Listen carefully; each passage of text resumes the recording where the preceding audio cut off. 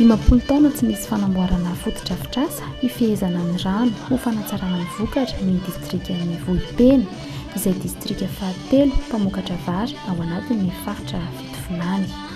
Araka izany, ao anatin'ny pakiady voasoritra amin'ny fanatrarana ny fahavitantena ara-tsakafo dia fanamby lehibe entin'ny ministeran'ny fambolena sy ny fiompiana amin'ny alalan'ny fandaharana asa defi izay vatsiny ny fidavola ny mitondra fampiroboroboana ny volovary any amin'ny distrikan'ny Vohipeny faritra fitovinany iny.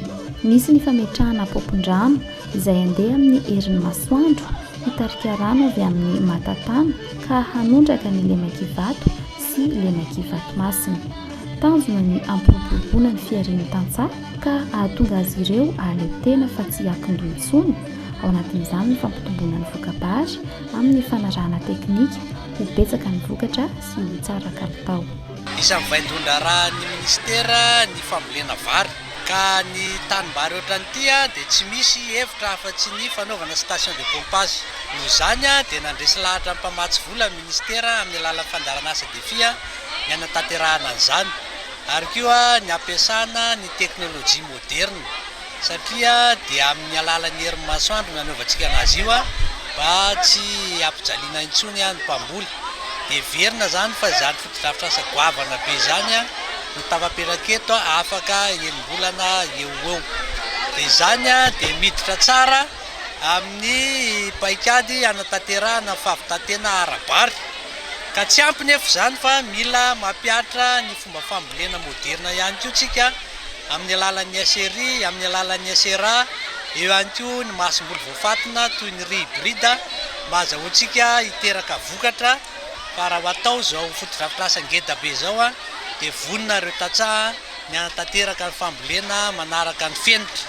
Arak'izany velaran-tany mirefy 570 hektara no ho voatondraka ao amin'ny lemakivato ka miisa 770 tokantrano ireo mpisitraka ao anatin'ny fokontany Savana, Anolika ary Ivato. Lakan-drano mirefy 404 metatra sy 204 metatra ilany havia sy havanana no atao hitarihana ny rano amin'izany. Ho an'ny lemakivato masina indray kosa dia manodidina ny 10 hektara ny tanimbary ho voatondraka ka miisa 704 tokantrano no hisitraka ny fotodrafitrasa ao anatin'ny fokontany Vatomasina, Ambohimanarivo, Tanandava ary Tanalao. Lakan-drano mirefy 207 metatra no ho atao amin'izany.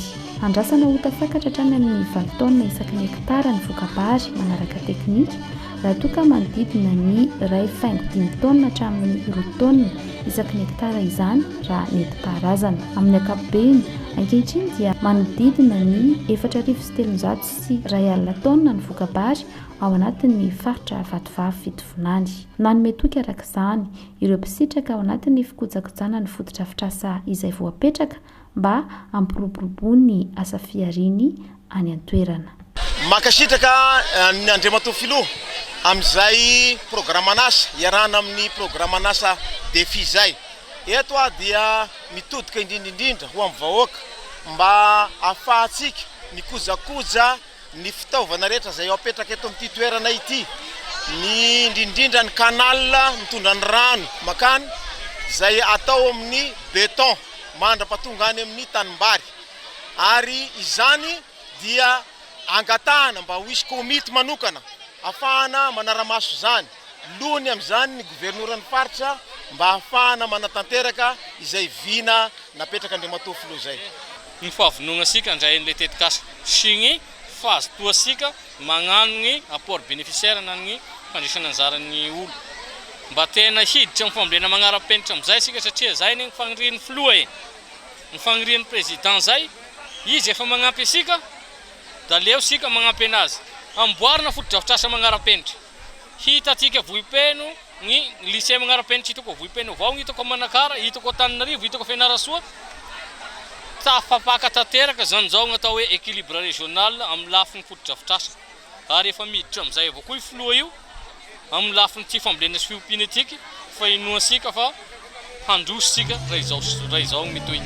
natao ny talata 2 novambra 2024 tao amin'ny distrika ny Vohipeny faritra fitovinany moa ity lanonana fametrahana vato fototra n'ireo fototra-fitrasa hanondraka ny lemakivato sy lemakivato masina ireo izay nahazoana tsodrano tamin'ireo ampanjaka tany antoerana ka tonga nanome voninahitra ny governoran'ny faritra ny mpandrindra nasionaly ny fandaranasa defi miaraka tamin'ny mpiara-miasa aminy any amin'ny faritra iny ary ny taleny ny fambolena sy ny fiompiana faritra vatovavy fitovinany.